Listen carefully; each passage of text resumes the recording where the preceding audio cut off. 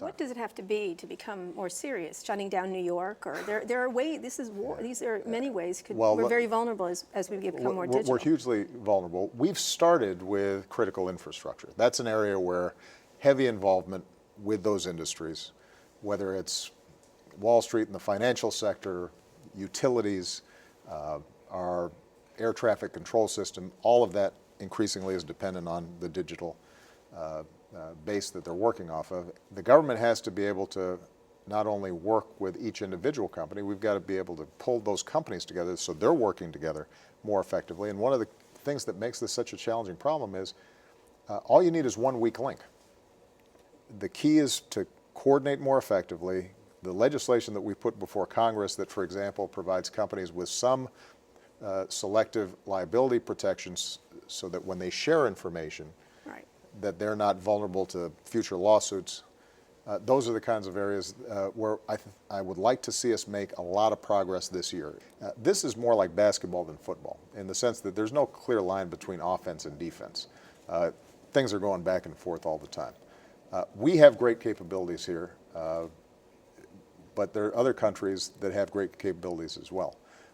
Eventually, what we're going to need to do is to find some international protocols that, in the same way we did with nuclear arms, set some clear limits and guidelines, understanding that everybody's vulnerable and everybody's better off if we abide by certain behaviors. In the meantime, we have to have sufficient capability to defend ourselves, and most of the work that we do revolves around threats against us from non-state actors, and obviously terrorism is a huge field, and increasingly cyber terrorism is going to be something that we're concerned about.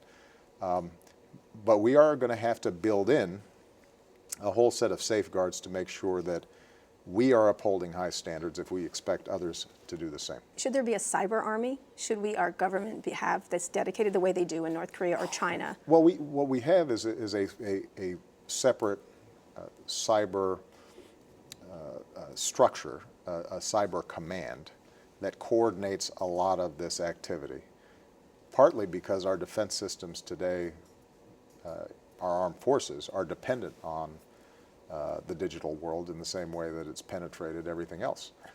So this separate cyber command monitors, defends, focuses on protecting not only the Department of Defense and our armed forces, but also critical infrastructure, and is constantly monitoring what other state actors potentially could do.